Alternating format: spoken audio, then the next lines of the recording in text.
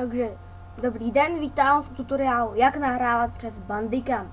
Takže jako první si ukážem, kde stáhnout Bandicam. Takže tady jdem si na Google Chrome, pak na Google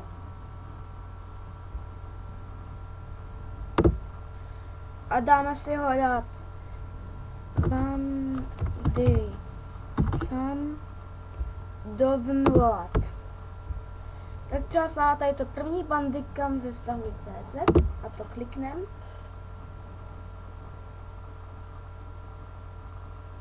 Necháme tak se to, dáme stáhnout. Sám jakoby stáhne.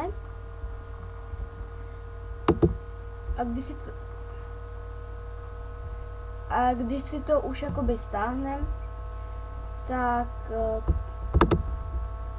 to nainstalujeme, to předpokládám, že víte, jak to nainstalovat. Vlastně tady se vám objeví taková tato ikonka Bandicam. Když chceme začít nahrávat, tak na tu si klikneme.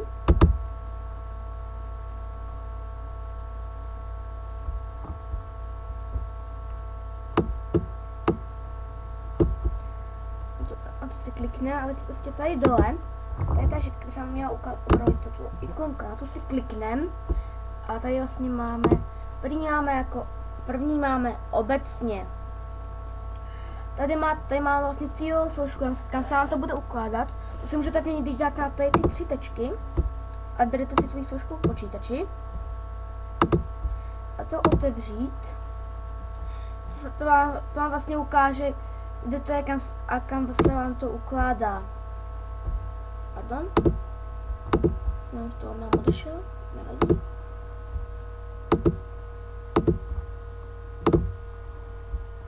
Tak to já už nepotřebuji. Můžu odejít.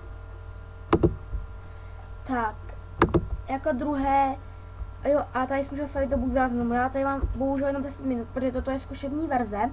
Není to plná verze, a plná verze je ta placená. Ale pro začátečnický videa to podle mě úplně stačí. Takže pak si dáme video.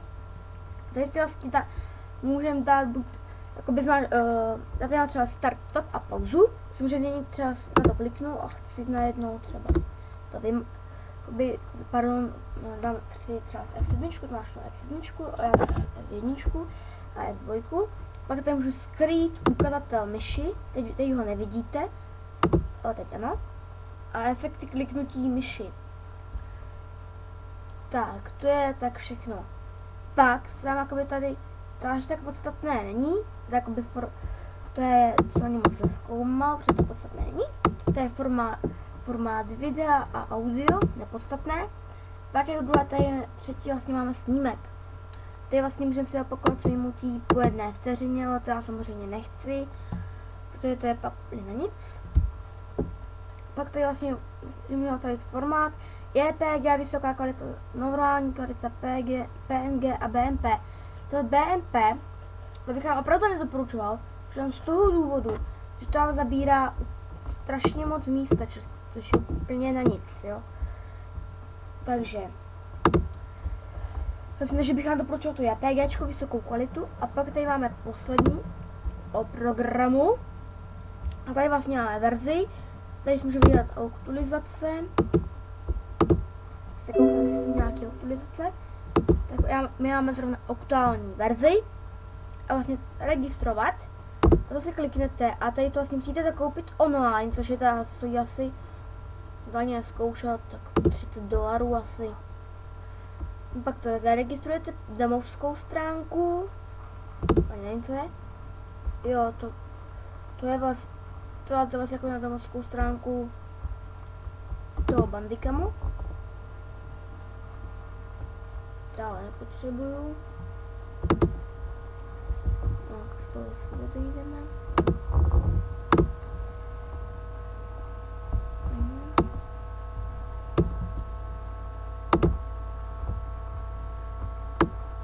Tak. A vlastně pak tady máme fakt, ale to zkusíme, co to je. Uvidíme, kam nás to dostane. Jo, vlastně to je pokud vím, tak to je tak rovněž domovská stránka, kde vlastně jako by se stáhnout ten Bandicam. Tady jsem se ho sice nestahoval, ale kamarádi mi to doporučovali tady. Tady se vlastně to můžu stáhnout. Tady se to můžete něco přečíst, ale to je úplně zbytečné. Když uvidíte tento tutoriál, tak to nebudete potřebovat, tam zaručuju. Já se to naučil vlastně nahrávat jenom pod toho, než jsem to prozkoumával, takže je to opravdu lehké nahrávání. Vlastně pak tady mám ještě možnosti. U toho souboru DirectX OpenGL nahráváte jenom hry, vybrané pole, tak to je vlastně to, tam ukážu, jako co to může fungovat, to vlastně, teď byste si, pardon, asi prostě, kurňa, blbné hrozně, teď vlastně vidíte tohle, jenom tohle, teď vidíte celé, vlastně tohle všechno nahráváte. No a to je asi tak všechno, co byste vy, začátečníci, potřebovali vidět, a ještě toto, vlastně ty čárky, a to je pauza. To je dobré, když si chcete udělat malý střih, třeba na přestávku, nebo když si potřebujete dojít na záchod, a toto úplně zastavit video, ale to já respektive teďko nepotřebuju. Tak, toto je asi vše, co byste potřebovali vědět o Bandicamu.